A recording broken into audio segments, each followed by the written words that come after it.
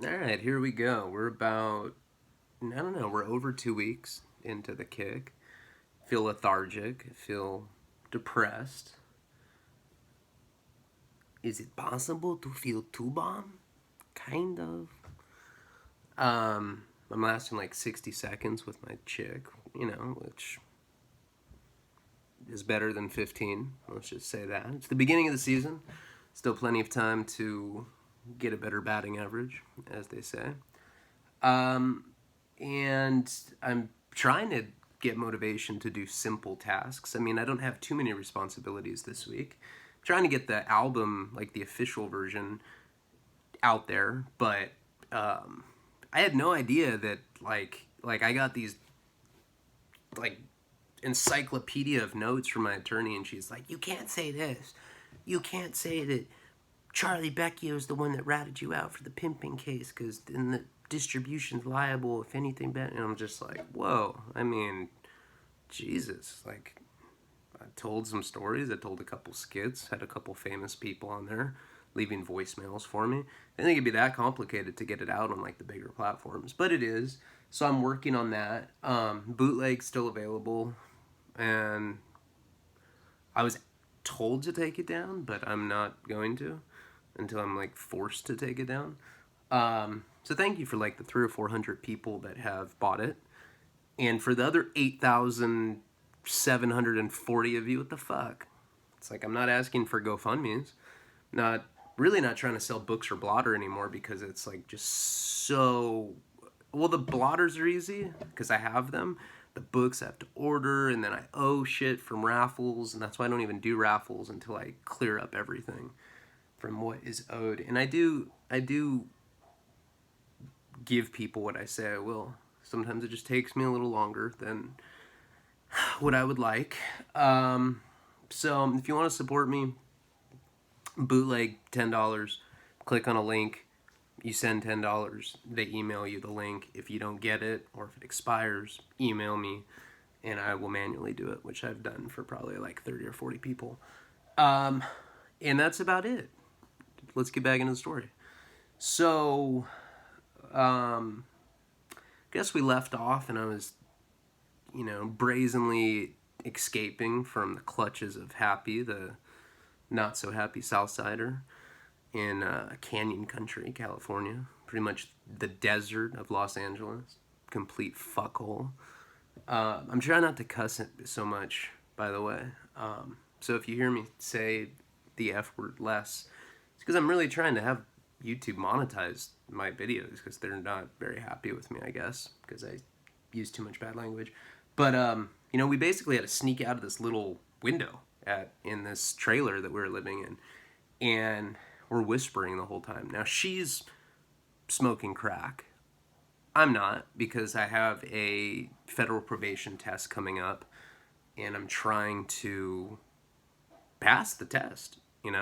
Drinking heavily, but I got this Southsider pacing with a gun in the front of this trailer, and he's injecting crystal meth, which if anyone's ever done, and if you don't go the perverted route, you definitely go the paranoid route. There's really like no functioning shooting crystal meth that I've seen.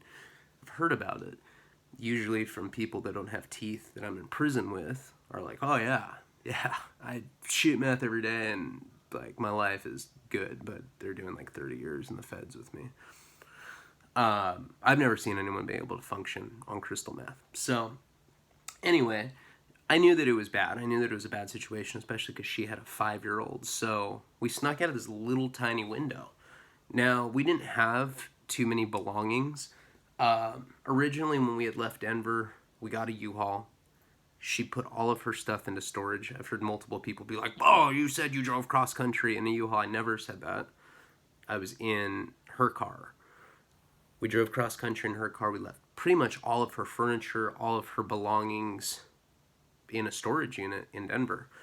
And we drove to LA in her car. And then at some point I went up to Santa Barbara. I got my car, and we were mainly using my car, and then hers got repoed. So now we only have one vehicle, and I mean, all of our possessions are in trash bags, like in the back of that car. So we sneak out of this trailer. And the hardest part is like getting her kid to cooperate, because he's like, "What? I don't want to leave." And we're like putting my hand over his mouth. I'm like, "Shh, shh. You don't understand this now, but this Mexican guy will kill us." And he's just looking at me like all wide-eyed with, my hand over his mouth. And my wife is smoking crack, so she's already erratic from the crack. But I mean, this is really like throwing fuel on the fire. And we end up getting outside of the trailer and we get in my car. Now, we have literally nowhere to go. But anywhere is better than being there. Plus, this guy knows where I work, so I don't know if, like, now if we are escaping this little trailer that we're living in with them, I don't know if he's going to, like, show up at my work and try to kill me.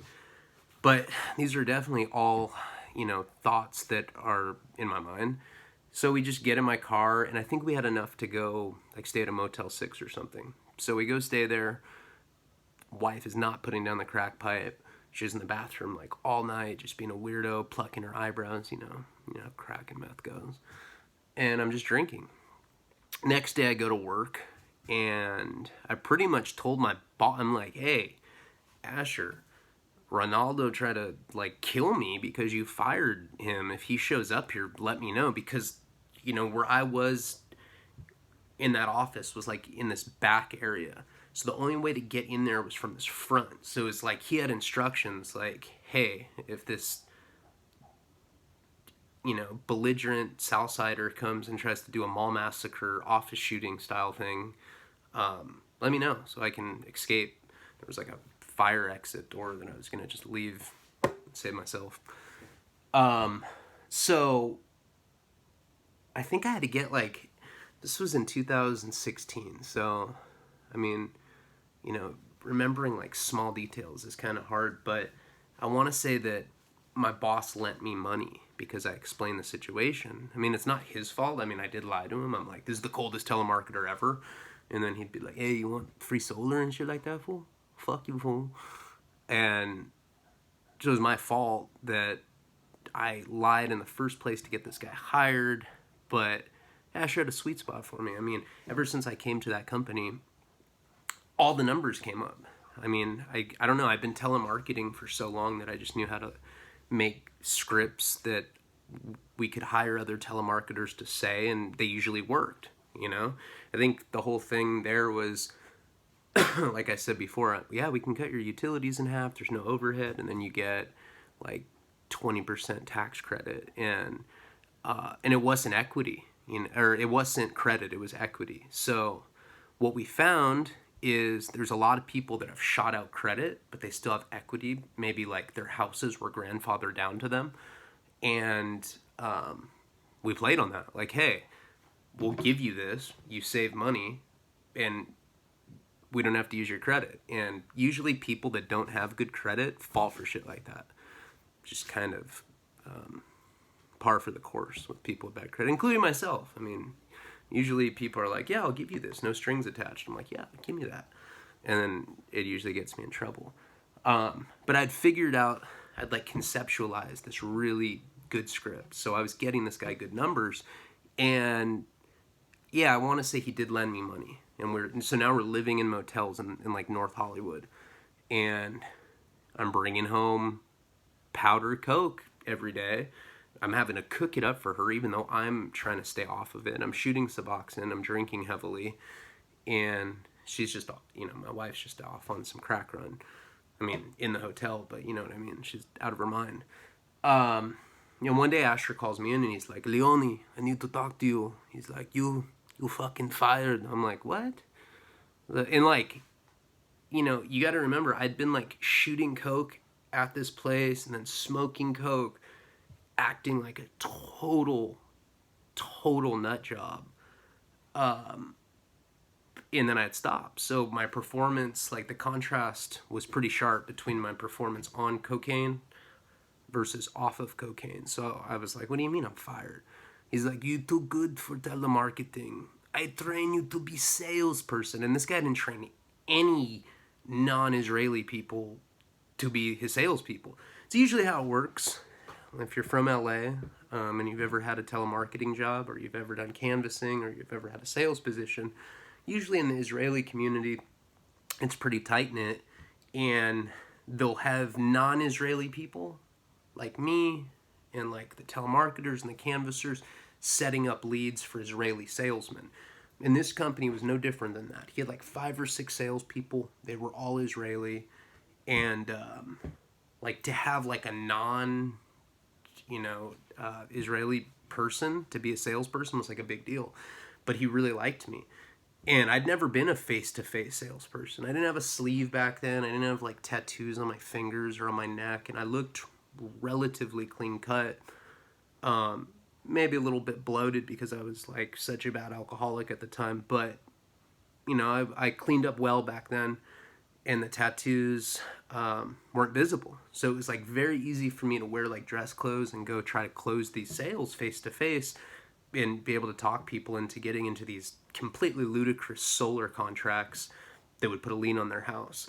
So I was like, hell yeah, of course I'll stop being a telemarketer, because some of these people, like, I think the top sales guy at this company was making like 40 grand a month.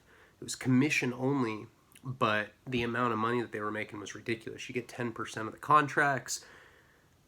Typically a solar contract's between like $20,000 and $60,000. So, I mean, you're getting significant paychecks every time you close one of these face-to-face sales. I had to do 3 months worth of training. I had to learn about AC, DC electricity. I had to learn about inverters, about installation. I had to learn about property taxes and how liens work and how financing works. And he said, while I was doing the training, that he would give me $1,000 a week, and I'd still technically be running the telemarketing room, but I wouldn't have to like go sit back there. It's just like, if something were to happen, if someone needed to be fired, or someone, if he wanted to like go on like a hiring binge, which he did, like he'd do these huge like one day he'd hire like 30 people, and like usually they were like just crackheads that usually sign up for telemarketing program gigs because there's no background check. And like if he wanted to do that, I guess I was going to be in charge of that. And one of the things that he had, so I started doing this training.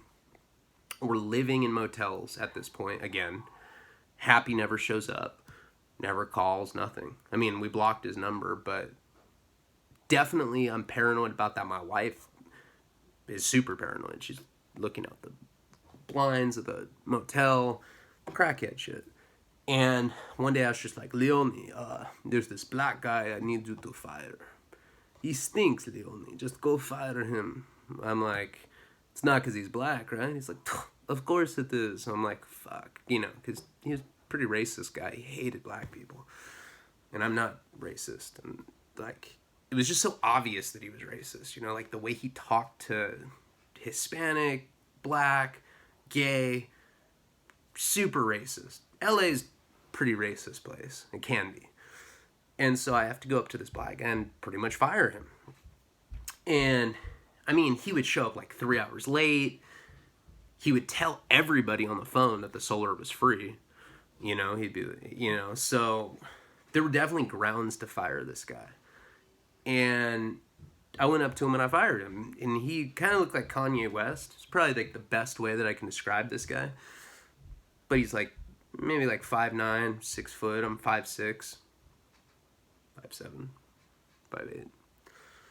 5'8". And this guy did not like the fact that I was firing. He's like, dude, it's because I'm black. Blah. I'm like, what does you being black have to do with anything? It's like, I'm the only black guy here and you're firing me. Everyone else is late and everyone else has all this free solar shit and you're firing. I'm like, dude, you gotta go. So I end up kicking this guy out. Whatever. And when you typically get fired from a job, you're supposed to get a paycheck that day. That's not the way they did it at this company. You got fired, you got the paycheck, I think the following, you had to wait like a week or something ridiculous like that. So I start the training. My federal probation drug test is coming up in like a day or so. And I haven't done cocaine for like 8 or 9 days at this point. And I remember I'm sitting in training, and I forget what the girl's name was, but she was the secretary. She comes up to me, and I don't even remember what the black guy's name was. Let's just call him Kanye, because he looked like Kanye. She comes up to me, she's like, oh my God, Kanye's here, and he wants to fight you. Because he came to get the check, and I guess he's like, where that white boy? I'm gonna fuck him up. And I'm wearing like a dress shirt. I'm wearing slacks and dress shoes, and I have like my little fake Pradas like clipped onto my shirt, you know, because I think I'm like joining like the corporate world now, because I'm gonna be a salesman. And she's like, he wants to fight you, and I'm just like, fuck it, I'll fight him. I mean, I was drunk. I was always drunk at work.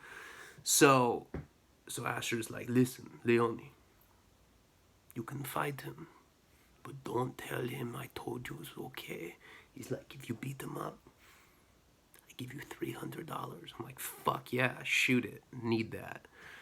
So I end up going into this, like, so there's like this back door, like you could, it was like a fire door that you could open, but you couldn't get in that way. That's why I was saying like Happy would have had to come in from the front, but you could go in this back. So I told this, you know, I told Asher in the second, I'm like, tell him to meet me in the parking lot. I literally went to the back room with all the telemarketers, and I was like, hey, announcement.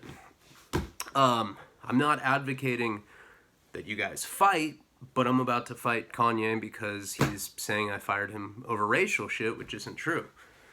Like, every telemarketer, like, put their headset down, and I'm like, yeah, smoking break, come watch me fight. And Asher was like, you know, there were, like, cameras everywhere, so he didn't want to, he's the owner of the company, he's not going to come out and, like, cheer me on for the fight, but he's, like, you know, in his office eating Hot Pockets, like, fuck yeah, kill the black guy.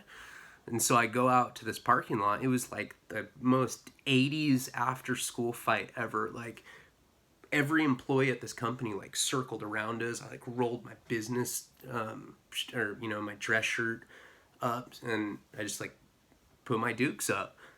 Me and this guy boxed it out, and I can honestly say that it was like a classic boxing match. Like, it wasn't all aggressive. We weren't wrestling. It was just, you know, we were throwing jabs. And I wouldn't say I won. I wouldn't say I lost. I'd say it was pretty equal, you know, before a cop car rolled up in this alley, and we all just kind of like, you know, as a herd, like made it back into this office, except we didn't let the Kanye dude back in. But, you know, I had like a bloody lip. My eye was all puffy. And Asher comes up to me and just gives me $300. He's like, you do good. You do real fucking good. It's like, man, this is such a shady company. It's just, I don't know, some random shit that happened to that company. So I continued doing the training, and my federal probation test is coming up, like the following day, I think. I think I actually went in there with like a shiner, you know, and my federal PO, it was a new guy. He didn't really know me, and I think it was the first time that I showed up there. And I just look sketchy, you know, a little teeny like sliver of black eye.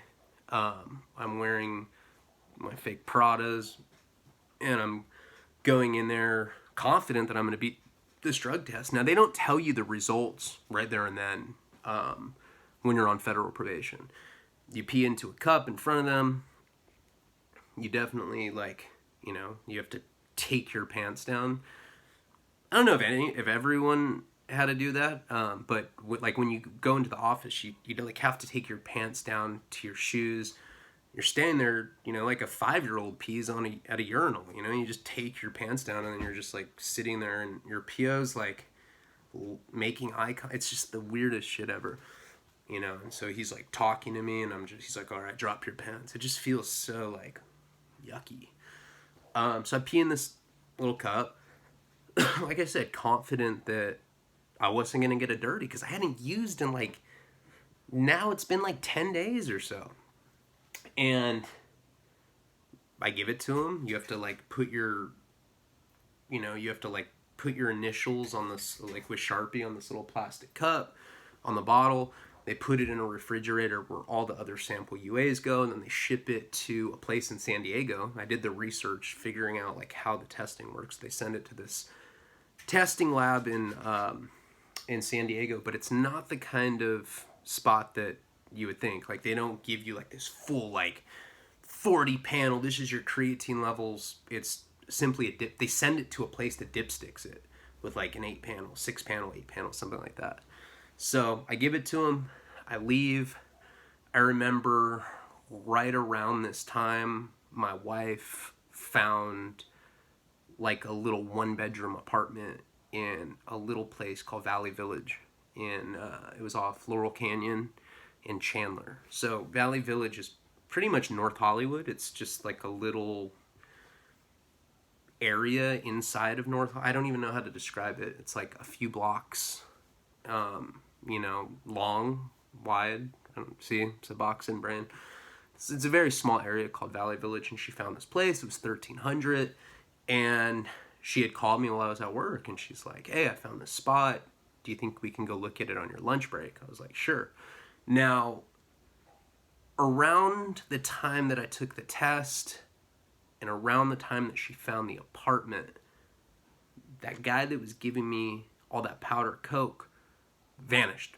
Who knows what happened to him? Probably got like a parole violation, but it was like we had this seemingly endless supply of cocaine to nothing. And it was just radio silence. You'd call him, and my wife's like, "Oh my God, rah, rah, rah." I'm like, "Come on, it's coke. You're not physically addicted to it, whatever, But she's like, still like, "Come on, buy me a gram." And I'm like, fuck. So like, I'd have to go to work, drink all day, go downtown, and buy her a gram of coke, powder form, or sometimes crack, and bring it back there. So I'm in like this phase of her coke thing where I'm having to pay for it now, which sucks. But I'm getting $1,000 a week, which is pretty good money. And we end up going to look at this apartment. It's this short lady that seems like she just doesn't care. It's like my wife, stepkid, and me. She asked me what I do. I'm like, well, I'm a salesperson for a energy efficient company, and I also serve as a general manager for the marketing department, or some pretentious bullshit like that. And she's like, "Great. How's your credit?" I'm like, "Fantastic. Do you have any felonies?" "Absolutely not." "How much money's in your bank?" "40,000. Yeah, you're good. If you can prove all that, you're good. What we ended up doing is we ended up going to like a FedEx or a Kinko's or something, and we basically forged our bank statements. I think we were like overdrawn by $140, and I made it look like we had 40,000 in the bank. I told her, the way I got around the credit thing was I told her, most places will charge, in LA, I don't know how this is in other parts of the country, but in Los Angeles, they make you pay for, to run your credit. It's like they make you pay $40, even though they have like some annual, like they probably pay like $40 a year to run unlimited people's credit, but there's an application fee for $40, which I always told, I never did this, but I always was telling my wife that we should put after we had the apartment, I'm like, we should put this up on like Craigslist and on some of these other, platforms where people look for rentals, and we should pretend like we're not the tenants and that we're just renting, or that we're the property managers for this apartment complex, and we should show our apartment and we should charge people for the rental application just to like scam people. To this day, I think that would work. Not telling anyone to do that, but seems like it would be a good little scam.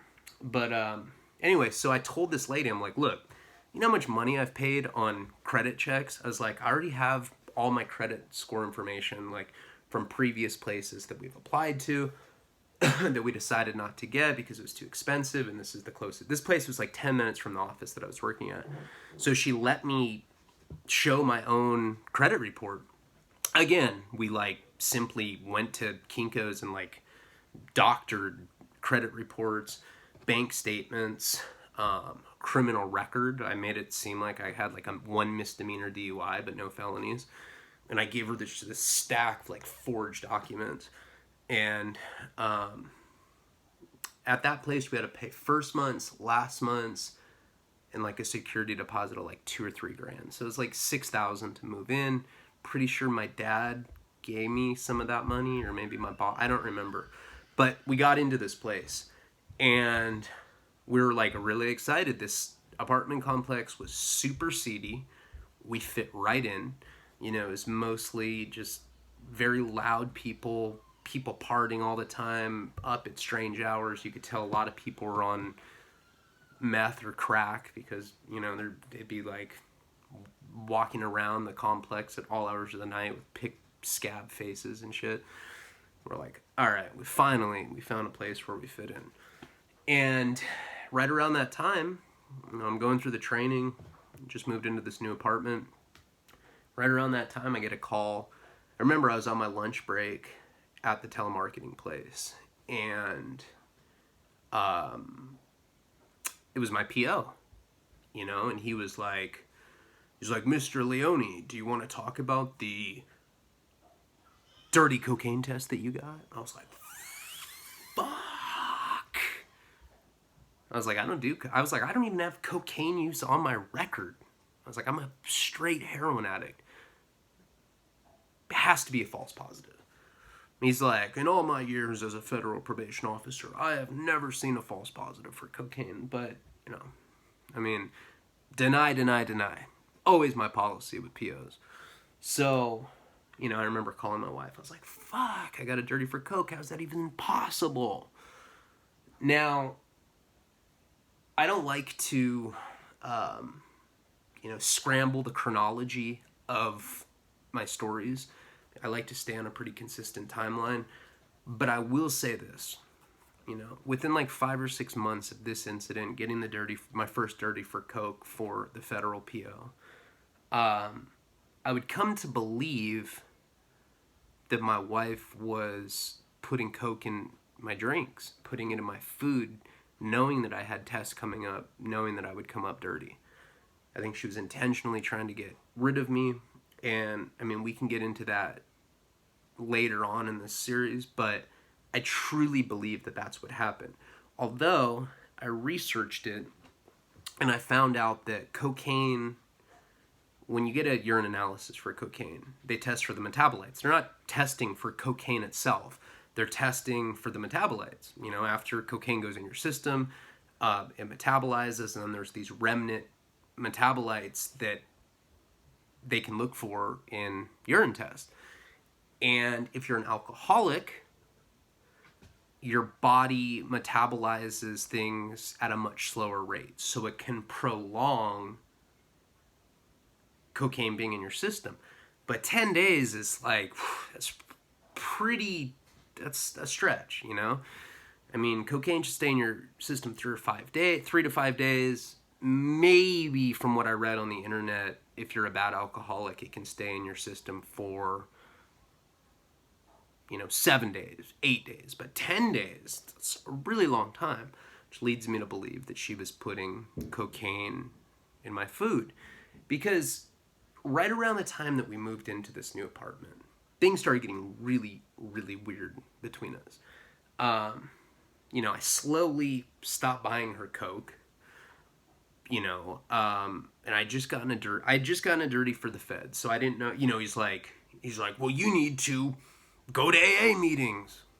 And that was like it. That's all he said. And I was like, fine, you know, like acting like it was like some big punishment or something. But also knowing that I was back on the radar because he was putting me back on some sort of color code scheme where I'd have to call in every night, and if my color popped up, I'd have to test. So you're talking about testing like once a week. I mean, if you get a dirty, that's what they do. I've regressed at this point with them. You know, I was going so long without dirties. I happened to get one when I left rehab with that girl, but now this is the first one I got under this new guy, and I knew that I was going to be tested again.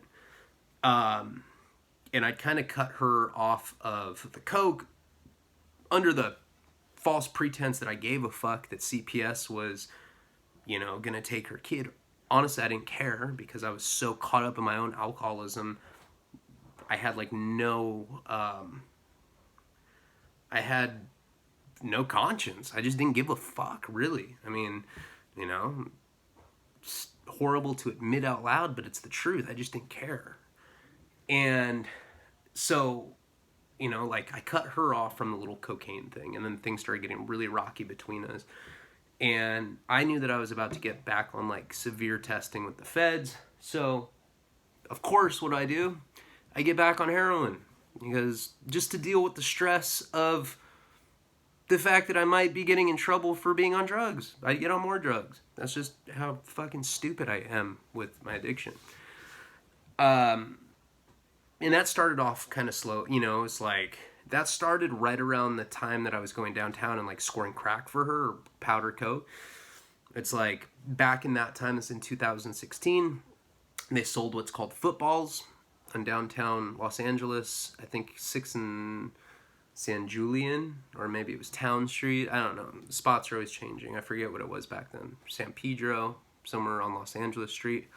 But you could pull up and they'd have these tents where people are just, it had gone from paisas selling heroin, like back in like the mid 2000s when I first started doing heroin in LA, to like straight up just like black guys from like South LA, coming from Compton, coming from Inglewood to downtown. And what they would do is they'd set up these big tents. They were like these big, like, you know, square tents. And they'd have like a folding chair and they'd be sitting in there serving all day with a gun on their lap. It's like the sketchiest thing ever. Like at any moment a cop could just like open up the tent and be like, what are you doing? What? Gun on your lap? Fucking balloons full of heroin. But, you know, you'd go to this spot, there'd be a tent, and you'd be like, hey, can I get a football? And what a football was a 0.2 of a gram, 2 points of a gram, and it would look like a little rat turd, and it was in a balloon for $10 or $20, depending on if you knew the guy or not. Like, if you knew the guy, if, like, you'd done business with him a bunch, they give him to you for $10. If you were just some, like, random person going to score, $20. But it was never more, it was never less.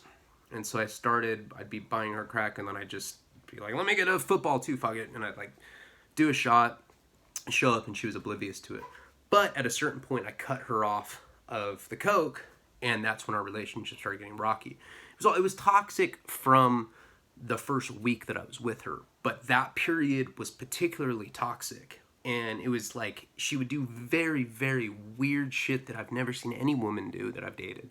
And I've dated some straight up whack jobs, but like this one for sure is the craziest. There's a video on my channel called Toxic Relationships. And this is that girl, and this is that apartment. That dirty, messy apartment. We had like no furniture, and I was just doing drugs all the time. And in that video, you can hear her being like, have fun shooting more heroin. I'm like, what? I don't do that. And that video, she was mad at me because I disappeared for like 5 hours, and I was like on Skid Row, smoking crack and doing heroin, knowing that at any day I'm going to start this like hardcore testing with the feds. But what she would do, I never hit her. Ever. I never even grabbed her. I never did anything remotely physical to her. There's been other women that I've dated that I've like gotten mad at and like spit in their face or like pushed, and they pushed me. I've never hit a girl. But, you know, like some of my tumultuous relationships, we'd like wrestle. You know how it goes when you're in some weird codependent toxic shit. With her, never touched her, nothing. But we would get in fights, and I'd always resort to putting her prostitution shit in her face. Be like, oh yeah? Well, you're a hooker, bitch. And she'd be like, yeah? Those guys were more fun than you, motherfucker. And I'd be like, what? Fucking go suck a dick for Tylenol 3, slut. And it would just be like back and forth. And like, it would get to a point where like she'd say hurtful stuff, I'd say hurtful stuff, and then she'd be like too hurt, and she'd like, her way of tapping out, it'd be like midnight at this apartment, and she'd open up. We're in this like complex, right? There's 2 stories of this complex. There's probably like 100 units in it. Midnight, we'd be fighting. I'd be drunk. She's off crack, but she's drinking, and she just would just be ridiculously irrational. And her way of tapping out is she'd be like, oh, I'm a whore, watch this. And she'd like run to the front door and open it, and she'd just be like, he's abusing me, help. And I'd be like, what the fuck? And I'd like look, and you just see like a string of like apartment lights going on. He'd be like, help me, he's abusing me. And I'd just be like, dude, shut the fuck up. Like I'd run and like just like shut the door. And like I remember one time she was doing that. Cops came pretty frequently to that apartment. I'm sure, as you'd imagine. I was always getting handcuffed. Like, you know, I was an alcoholic at the time, tatted up, I had prison work all over me. I have like a little beer belly. I look like quintessential domestic violence guy. And I remember one time when she'd done that, he's abusing me. Somebody wrote a note and like left it on my front door and was like, we don't take kindly to women abusers here. You better watch your back. And I was like, what the fuck? Who leaves notes like that? Like, say that shit to my face. Never hit her, but like, she would make anyone believe that. And you look at her and she looked innocent. She had a kid. You wouldn't think she, and then you look at me and I'm like the raccoon junkie, like all, you know, alcoholic out. Of course I look like I really hit her, but I didn't. And these people, like, you know, I got this note, we don't take kindly to women abusers around here. I was just like, wow. And, you know, that sucks because, like, I'd be, like, going downstairs to get the mail and, like, you know, I would think everybody's looking at me. Like, damn, is that the person that thinks that I beat my chick? And that's why I think, well, let me present you with other evidence as we get further along in this horribly toxic marriage I was in. That's why I think she was putting coke in my food. And that's why I think she was like systematically trying to get rid of me. I think she, first of all, she sent me a fan letter for my book. So the whole time that I was in a relationship with her, I thought I had to like live up to this like crazy like dope fiend image. Because that's what I thought she wanted. She wanted Damien. She didn't want Ryan, the, you know, junkie that picks his face and fucking has no sex drive because I'm so strung out. She didn't want that. So I was just this wild, out of control. I was like performance art for her. And so I didn't, you know, it was like, it was never, it was always disingenuous. And I think when she initially met me, I had just gotten that $6,000 for the foreign rights for my book. So I think she, and I was driving a Beamer. I think she thought I had more money than I did. And then she like got out to LA with me, and the struggle's real. We're living in trailers with like deranged meth heads. And she's just like, whoa, I need to get rid of this guy. And that's what I think happened. All right, I have to go. Thank you guys so much for watching me. If you don't subscribe, subscribe. If you haven't bought the album, it's $10. Please do that. Help me. It's like the little amount of begging that I'll do. And we'll get into what happened in my marriage in the next video. And, you know, I am about to go back to prison for the second time. Things get worse and worse and worse and worse and worse. Palabra.